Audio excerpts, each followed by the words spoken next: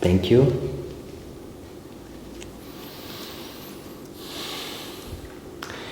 What we will be doing now is I give you an introduction to the chakras, which is the subject that we will dive in tomorrow, and then we continue that what we did before.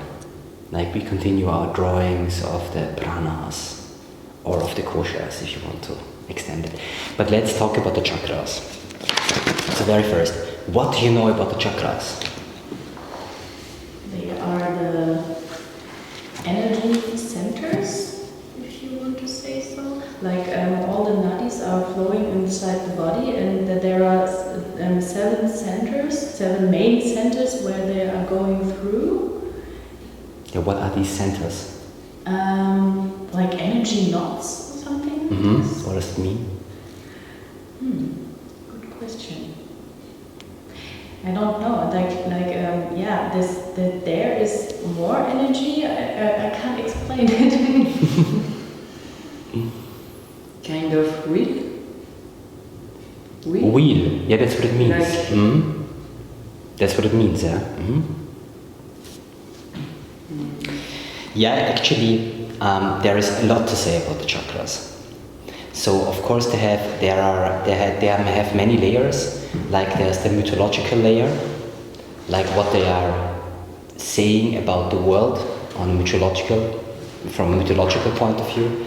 Then there is a psychological layer, like what they say about your individual psychology as a human being somehow. And there is also a phenomenological layer, like what they are, that they emerge from your experience, from your self-experience. And there is also that layer that they are doors inside a certain experience. There are energetic keys.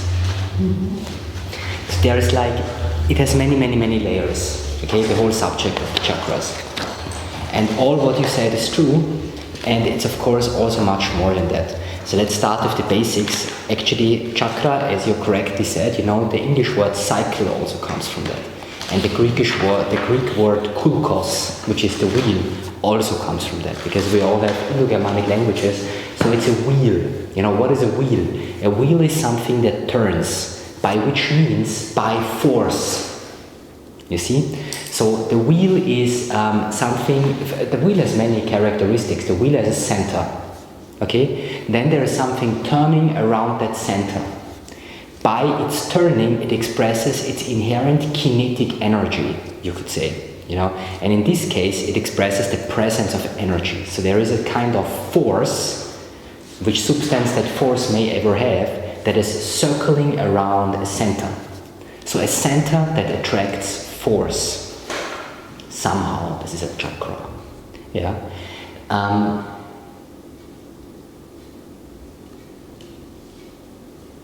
There was this yogi, who was taught about the chakras in the body. And then he went to Varanasi and he saw the dead bodies being burned. And there was a half-burned body there. And he was very curious, very scientific-minded yogi, and so he took a knife and he opened that body to look for the chakras, because he thought he needs to figure out how they look like. So he opened that body and he figured out he couldn't find a chakra, so he was very upset. So he took all these yoga books and threw them into the Ganges and continued as a Karvaka, as a non-believer.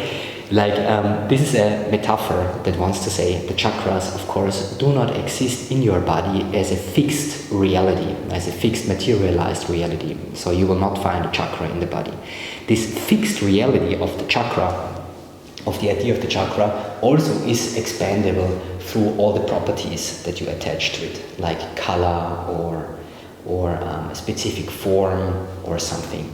But these properties, these geometric properties, which are depicted for a chakra, are just symbolic representations of the experience or the energy that the chakra represents or should represent. Okay? Where does all this come from? This actually comes from the tantric traditions. You know, there was Patanjali Yoga in the beginning as yoga, you know, as Raja Yoga as we know it today, that built the foundation of the Hatha Yoga that we also have today. And a few hundred years later, like from the 8th century upwards, there were coming the tantric traditions into play. Okay? And these traditions were basically playing with energy and worshipping the goddess in different forms. And they also used nyasa, which are techniques to place certain syllables, certain sounds inside the body. They also used many varieties of visualization techniques where you would visualize the deity in certain parts of your body, and by visualizing the deity there, you would incorporate the power of that deity in a certain part of your body. You know, this idea of that not only that you can put energy through your visualization inside your body, but also that there are certain points inside your body which are significant, was also there in Patanjali Yoga. You know, even this is like 3rd century, 2nd century before till 3rd century after. We still have in Vibhuti-pada the expression that he says, if you focus in the power of Sanyama on the navel center, all the organization of the body becomes clear to you. You know? And if you focus on your heart, the nature of consciousness becomes clear to you, and all of these things. Focusing with perfect discipline on the navel energy center yields insight about the organization of the body. So you could say that the Yoga Sutras, that's the Yoga Sutras, are before the Tantric times, and that's true. But still this was already there. It's only that the Tantric traditions expounded this. Like they made it very big. They made a big thing out of it. They developed different ways of practice, different techniques of practice with that. And these techniques emerged basically out of different ways to dance with the goddess, different ways of invoking the energy of the goddess, different flavors of experience within the goddess.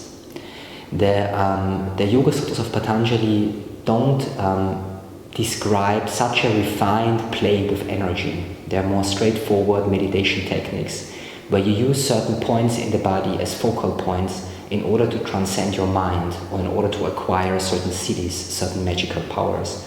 But this refined play with the awakening of energy through bija mantras or through visualizations in the body, they did not do, the Patanjali yogis.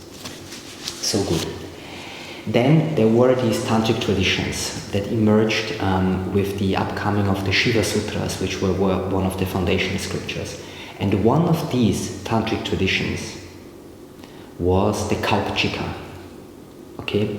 And the Kaupchika worshipped a goddess that was the Kupchika.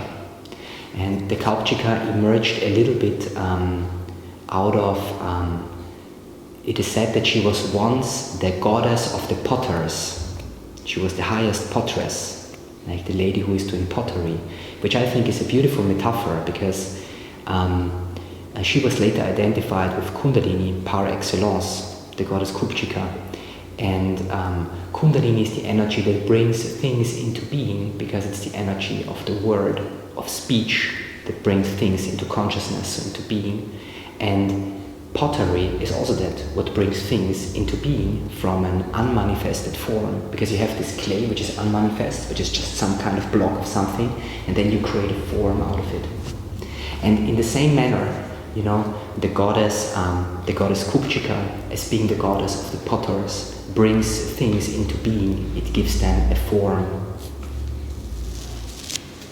So the Kupchika tradition was, I would say, from my perspective, which is a very limited perspective because I'm a clueless person, but still I looked into Manthanbhairavatantra, and I have to say that's one of the principal tantras of this tradition, that it is so wide, so elaborated, so complex, it is almost unimaginable.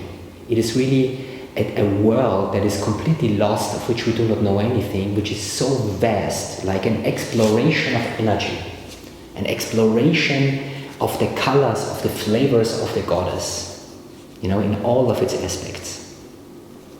So this goddess Kupchika, tell you something about her, she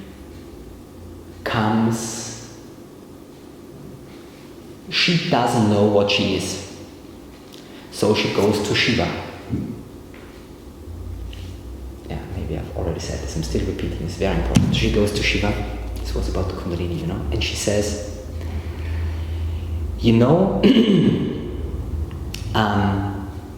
who am I?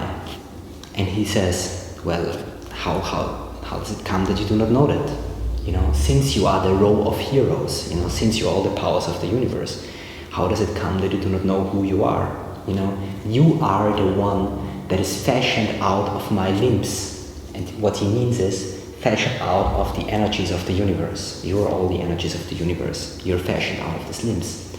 And she says, well, if I'm fashioned out of your limbs, which form the principles of the universe, then I don't want to be dependent on you, and I give you back these letters. So I give you back these principles of the universe. And then it's written, she's handing back the garland of letters to Bhairava, and then the goddess falls asleep.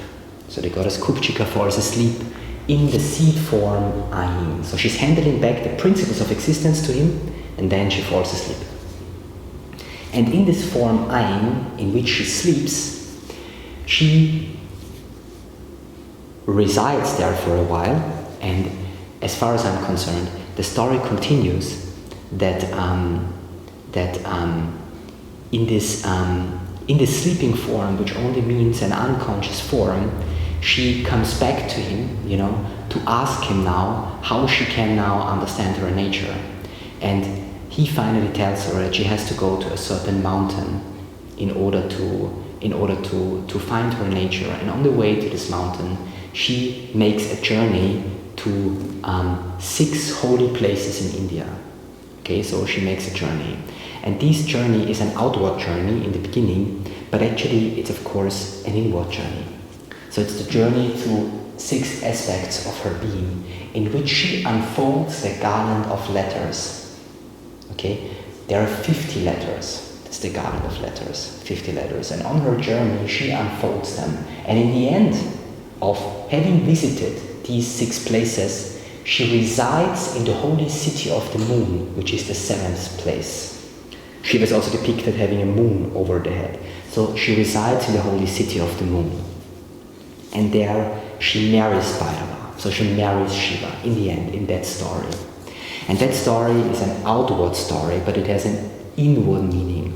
So that principle, this universal principle that is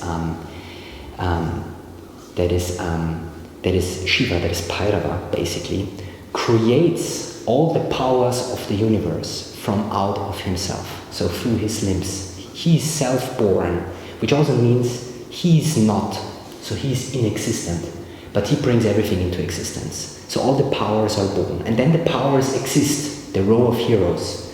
But the row of heroes are unaware about their actual nature. So they come to him and they say, what am I?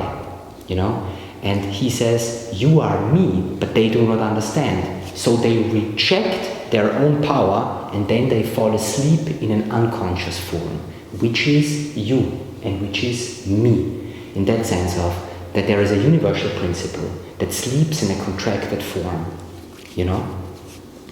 And this contracted principle must then go a journey through 6 stages in order to unfold its potential, you know, to unfold its inherent power, the row of heroes. That's the way it's depicted. And I think the row of heroes is a beautiful metaphor because it's a row, you know, so it's an element one after the other, but each of these elements is a hero, which means what is a hero? A hero is somebody who conquers something.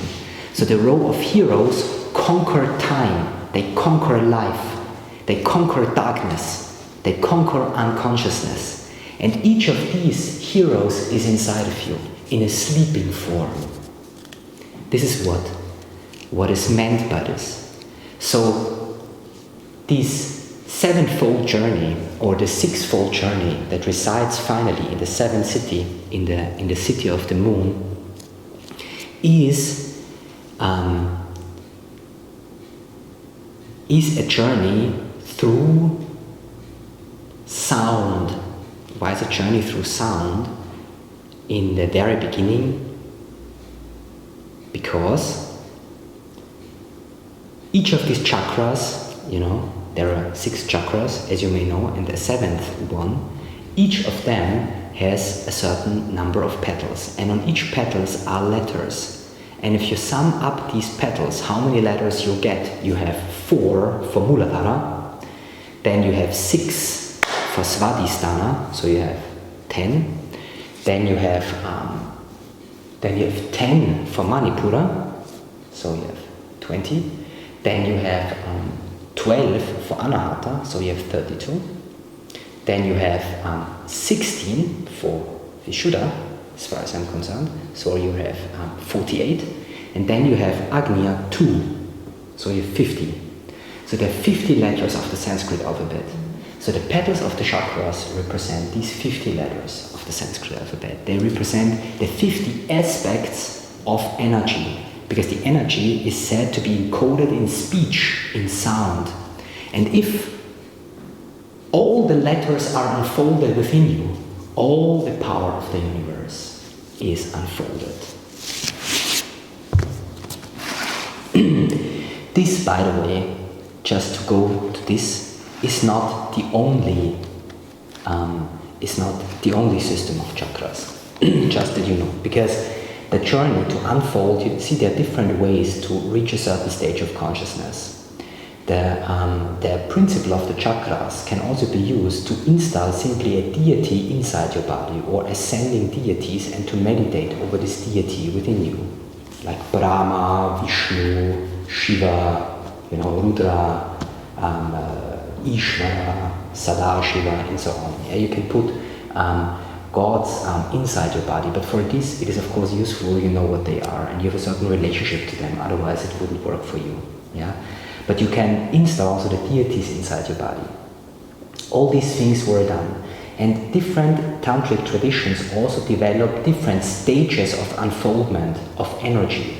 All of these chakra systems basically unfolded the energy of consciousness within that is rising through the body, which is essentially Kundalini. But Kundalini was unfolded in different ways. You know, the Manthanbhairavatantra especially speaks about 10 centers within the body. When we look inside, you know, the 12 centers, the 12 centers should be pierced successively through proper understanding of the associated 12 letters, thus becoming liberated from the gross, then the subtle.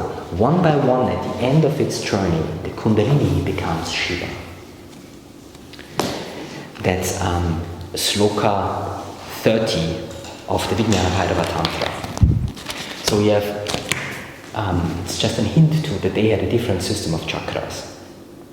And even, you know, the Kaupchika themselves teach 2 different systems of chakras. You know, they also taught one where you just install the elements in the body from the base till the top, and you meditate over them, and you transcend the limitation of each element. But the system of the 7 chakras, the way they also proposed it, basically became the dominant system of the chakras in our time. And the reason may also be, like, first of all, they're evenly distributed through the body. So there's a certain fairness in relationship to the whole appearance of the body, because some systems just started from the heart upward, or others ended at the throat. So in the end, there is a certain holistic approach to the human being in the system. You know, there is the sexual part below and the cosmic part on top, and all of it finds its union somehow, you know.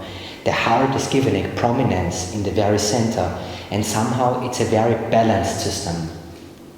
Because, you know, every system of chakras, to place certain energetic centers in the body, is a kind of representation also of your inward experience.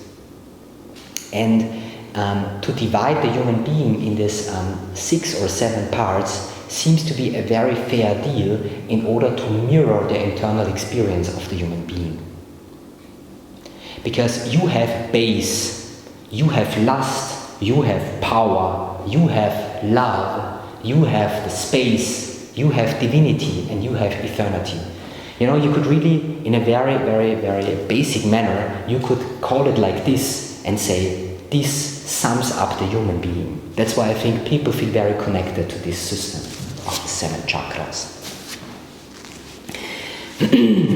Even I have to say that that in the Manthanbhairavatantra, the system of the 7 chakras is pretty much very often looked at from the perspective of awakening energy in certain centers. You know, it's always like, imagine the burning flame at the base with 4 rays. Imagine her like lightning moving upward and so on. You know, you imagine the deity inside your body, and there you awaken the deity. Also, what you have to understand about the chakras is a little bit that when you dive into the teaching, then you will find out, you know, into the Asian teaching, that it's extremely mystical. It's not rational. So it's not rational in that sense. It's catalogizing, yes, so it's ordering things. In this perspective, it's very rational, but it is very visionary. So it's describing visions. So the chakra is a vision. So if you want to work with the chakra for yourself, you do not wait for a chakra to come, you dive into your vision. Because they are visionary. You know, so they emerge out of your vision, and in their vision they have their full reality, and they blossom in your vision. You know, in this vision they become real.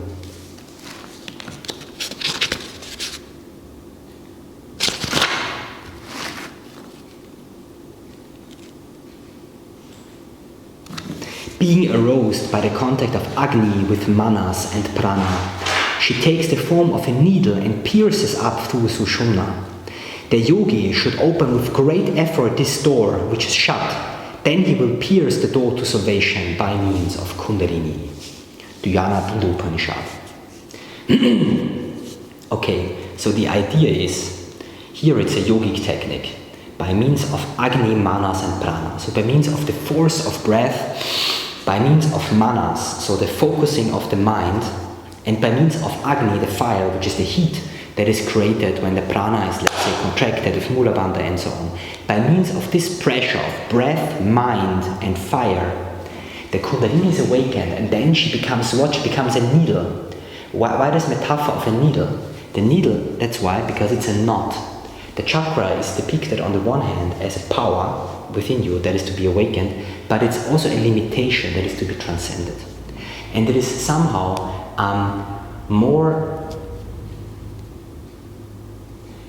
it is a limitation to be transcended when you're not aware of it, and it is a power to be conquered when you are aware of it. And if it is a limitation or a power, it's only the awareness within you that makes the distinction between these two.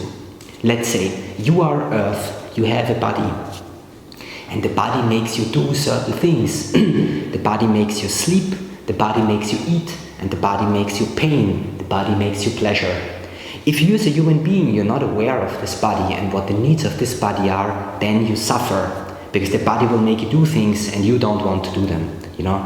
The body will make you hungry and you don't want to be hungry. And the body will make you pain and you don't want to have pain. And then the body wants pleasure, but you don't want to have pleasure with that person, but still, you know. So in the end of the day, if you're not aware of your body is suffering. But if you are aware of your body, you pay attention to its needs, to its feelings, to its hunger, to its sleepiness, and to its pain and to its pleasure, then it becomes a door to the great power to experience the world.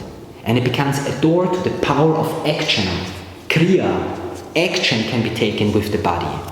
The power of action is accessible through it. But you cannot consciously act if you're not aware of your body, because then it's only the body who is acting and you're the slave. So it is basically the awareness that sets the suffering apart from the pleasure. Just like you have feelings, you are stuck in your emotion. You're stuck in your anger, in your fear, in your love, in your attraction, in your whatever, your feelings you have. These feelings either control you or you enjoy them as a mirror of the world, you know. So, if they control you or if you enjoy them as a neutral observer depends on the power of awareness that you put on them. It is therefore also here the power of awareness that distinguishes between pleasure or pain. Kundalini is the power of awareness, par excellence. She's the intelligence, you know, that's how she's depicted. The force that is like lightning and that guards the spiritual process and that gives insight and that brings you through the darkness where you individually cannot see, but she knows the way. You know, she's that intelligence.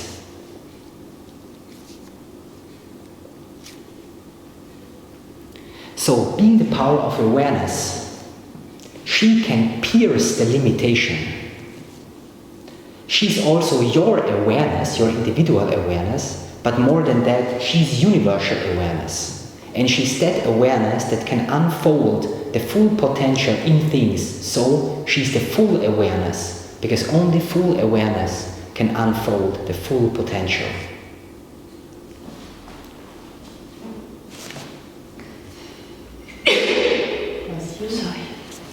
So,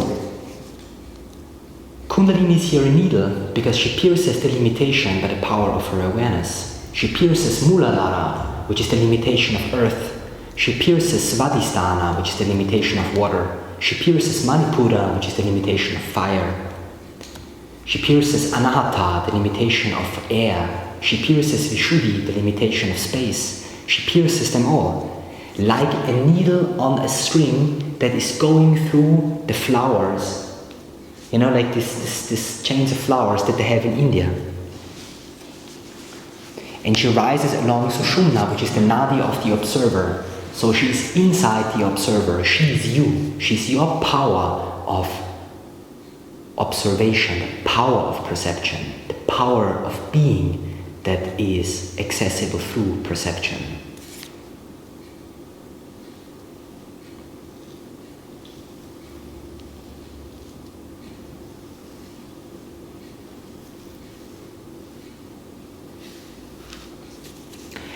So the chakras are a way or are a teaching that is here to guide Kundalini on her path from the base upward through your being to ever extended being. That's basically what they are. And there are not only some kind of symbolic representation on that path, there are of course more than that.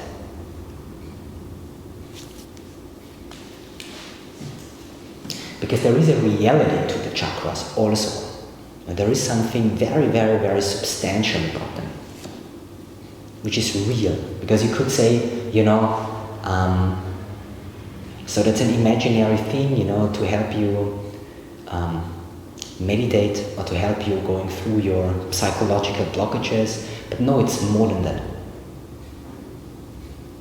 It's much more than that. Guess what it is?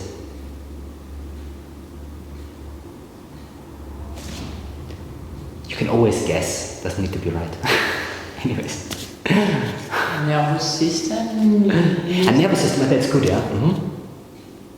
Yeah, no, of course, she's Udana Prana, you know, she's the upward moving energy, she's the energy of the nervous system, yeah. Mm-hmm.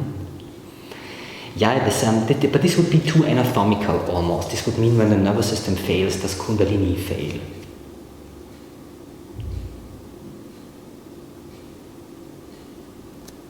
Like, in a very, in a phenomenological sense, because yoga is the science that is interested in the phenomenon of your experience. Yoga is not interested so much in the actuality of reality. Yoga is interested in what do you experience. Just like, the tattvas. We had this example of the tattvas. The tattvas were constituents of reality. The tattvas were never meant, to scientifically describe reality for a certain form of alchemy, like we had it here in Europe, where they really tried to figure out what is the matter made out of. The tattvas are not elements like this. The tattvas are constituents of your experience. Just like form, vision, eye, sight, these kind of things. So they were constituents of experience. And in the same way, the chakras are discovered inside the experience. And inside the experience, they're completely real. How can this be? Why they are so real, you can't imagine. Especially when you experience anger. Do you experience this anger in your knee or in your hip? Does it have any physical location? Did you ever think about that? If it is spatially located, if it has a spatial extension, it has an extension in time, it has a process how it appears and how it fades, but it also has a spatial extension. Would you say that? You are a very visual person. Why do you feel your anger when you're angry? When you're angry, why do you feel it? Angry is when I want to eat or when I'm... No, not hungry. Si tu es... en colère? Oui, en colère. I feel... C'est où le colère? C'est dans le corps? Dans le ventre? Yeah, in the belly? I think somewhere.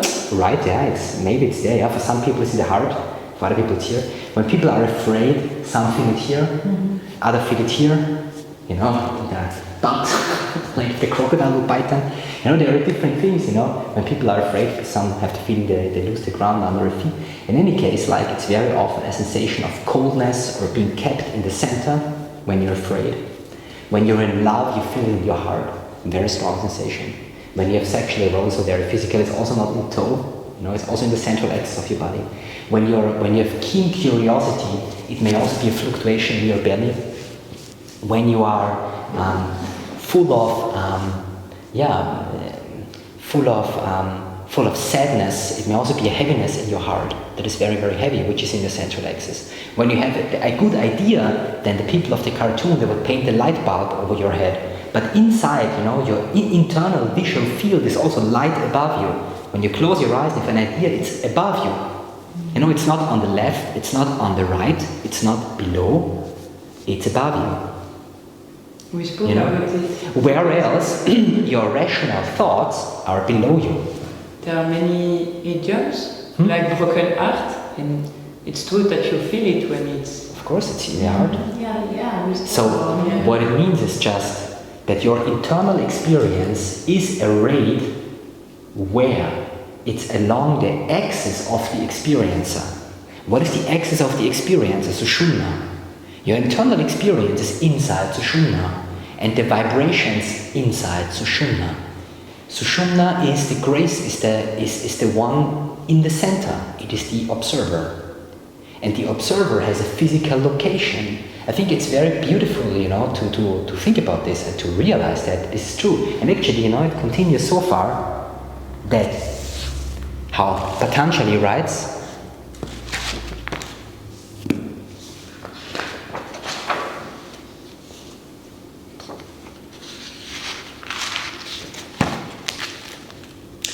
focusing with perfect discipline on the heart, one understands the nature of consciousness.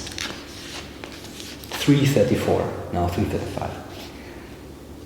So he's saying that consciousness is in the heart. The nature of consciousness is in the heart. It's in the very heart. And, there is this axis, which is your self-experience. So you experience yourself along that axis. Which is the center, the middle of the two halves of the world, the left and the right. and the front and the back. And in the center here is this axis. But the axis itself has a center. So the axis of experience has a center. And the center is the middle of the axis. It's from the perineum to the top of your head. There is a middle, and the middle is here. And it's in your heart. It's the center of the center. So the center of the experiencer. So of course the heart is a prominent place because it is where you are. This is why love is such an important feeling for you, because it's in your heart. You know, you can say, I can deal with my sexual arousal and let it go because it's anyways below. I can deal with my craziness above because anyways these thoughts I can ignore. But what is in my heart, can I really let it go? You know, those things which are in your heart, they are so meaningful to you. They are really you. What is in your heart is so deeply you. There is nothing more you than this. This is you.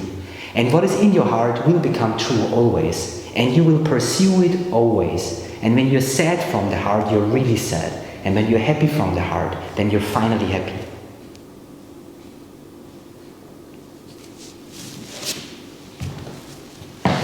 So of course, there is a spatial orientation of your experience. And the chakras are a map of that spatial orientation. So they're real. They're really something to explore. So you could say, yes, they are projected energies, projected letters, projected elements, okay, but they're more than that. That the earth is projected there is not for nothing. It's a good place for the earth to be there. That water is projected here is also not nothing. It's a good place for the liquidity, for the creativity, for life to be there. That fire is protected in your belly, is projected there is also not nothing. It's very important that it's there. Because there is really fire. There is your power of digestion, your power of will, your stamina, your center. You feeling forceful comes from that place.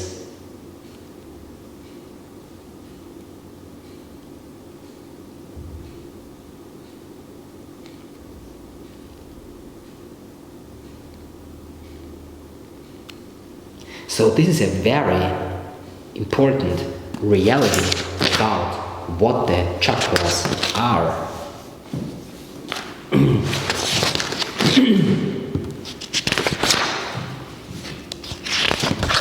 I read a little bit to you from the Manthanbhairavatantra.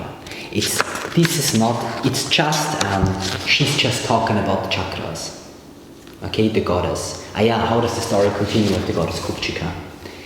The story continues like this, that after she made the sevenfold journey and she resides in the city of the moon, she interestingly fuses in the form of a golden shiny linga, which is like, the linga is the male form of consciousness, okay? But it's like, it's interesting because she's this female form, archetypically, okay? She's that energy, that is the individual form, but she falls asleep in that male form. And the way I read it in this text also is a little bit, she becomes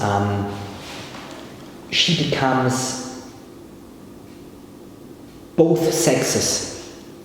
But this idea comes from the fact she becomes self-satisfying, she becomes complete. You know, it's like she takes both sides and then she becomes one. So she has like this male outer form with the female form inside. And in this form she resides then utterly powerful, vibrating. You know, she resides in that form. And she's basically completed, so she has reached mastery. You know, it's this idea of the widow that is not a widow anymore, that is unified. Interestingly, the goddess Kupchika, you know, they also had many erotic traditions, you know, I have to tell you, this is very secret, you know. There are also pictures of her where she's touching herself and stuff, also as a sign of self-satisfaction, so that she's the energy that is within herself, complete, not as a symbolic representation, okay, internal completeness, okay. So anyway, she resides in this form, in this vibratory form, in this powerful form, and then he approaches her, Bhairava approaches her again, you know, to talk to her, to awaken her, you know, and tells her, yeah, that he loves her and he wants to, I don't know. So he approaches her, and first she rejects him, and then he prostrates in front of her and he sings the hymn of Malini, you know. And the hymn of Malini, Malini is one of her names, and the hymn of Malini is basically a hymn of worship, where he worships her in form of her seed syllables, or in form of seed syllables. It's very beautiful to read. Yeah, I can give you a print later of this. It's really nice. So he worships her in form of these seed syllables, and then after he finishes this prostration, this worshipping, she powerfully bursts forward out of this linga, you know, and starts to negotiate with him what he wants. You know, she's pleased that he worshipped her, but what does he want? And he explains her he wants to be her disciple. And she says no, she cannot take him as disciple for several reasons. You know, first of all, he only wants sex. That's what she says in the beginning, which is very funny. But you know, he can reject this argument by saying no. He really just comes as a friend. You know, which I think is beautiful. I think I also said this last time. I don't know if I said it to you. I forget to whom I say what, but I find it so beautiful because it comes always back to me. You know, it really comes so often back to me. You know, because first he comes to her to say, "I love you. I love you so much. Like unveil yourself. You know, teach me I love you." And then she emerges and she says, like, "No, I cannot initiate you. You only want what all men want." And then he's rejecting this and saying, "No, it's not true. I'm coming to be initiated, and I'm coming as mitra, and I'm coming as friend, and as for the reason of friendship, for the universal reason of friendship, that is the foundation of life, and that's why I am here." And then, you know, and this is very important because, and after this, finally she initiates him, and then she says, "Because you come as a friend." And I think that we should also notice for our own lives, because we have all this interplay within ourselves that we want to know the secret about life somehow, because we are both of them. You know, we are Shiva and we are Shakti. You know, we are this energy and we are that consciousness. You know, and we want that unfoldment. Now that is inside of her. And the correct way somehow, which is in that story, to approach it, is not because you want the pleasure of it. Because you know, what is that egg, that vibratory egg? It's power. It's all the pleasures of the world. You know, sexuality is only an expression of the great pleasure of the world. But if you approach that egg, you know, that great power, because you want the pleasure of the world, it will not give it to you. Because it's not the right approach. You shouldn't come here to consume the world. You know, you shouldn't come here because you just want it because you want to consume something, to fill yourself up with something. It's not like this. When you want to receive something precious, then you should approach it with friendship. You know, you should approach it with respect and with openness and with, I don't know, maybe friendship is something that you cannot explain. You know, it's something so far beyond words what it really is. But I think friendship is very profound. You know, it's more profound than because it has something eternal. In the very nature of friendship is something very, very, very eternal. It's something that doesn't break down usually, if it's true, never. Whereas passion does, desire does, great love does too. But friendship doesn't. And that's why it's the right approach. So and he's saying, yeah, but come as a friend. Then she says, yeah, then because you come as a friend, I take you as my disciple. So then she initiates him into Kundalini Yoga, and on this journey to Kundalini Yoga, which is basically the yoga of Kundalini, which is she, because she is Kupchika, so she is Kundalini. Okay? So on that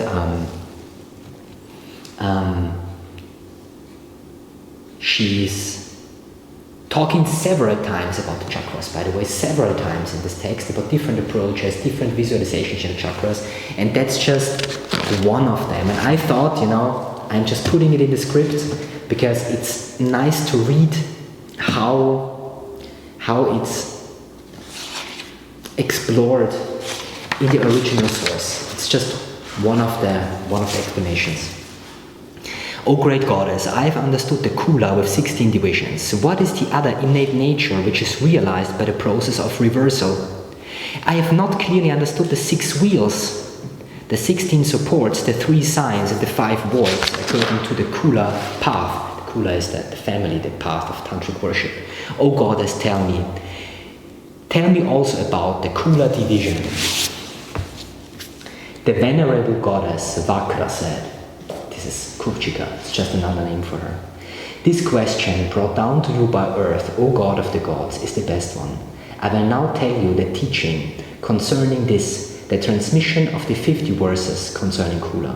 O Shambhu, Shiva, listen as I explain, O Bhairava, the sequence of the root of Kula. And I think it's nice she's saying the sequence, because it's a sequential unfolding of energy, and it's the root of the teaching of Kula, because it's the root of the teaching insofar as the root of the teaching is the unfoldment of energy. The wheel of the foundation. The first one faces downward and arises from the tube of the root. At this is the hidden wheel of the root that faces downwards. It has 4 petals and is brilliant as a ruby. 4 are its divisions. There are the masters of the wheel of the foundation, Adara. It is the seed syllable of grace, Sraum, pure, white like snow, the moon and jasmine.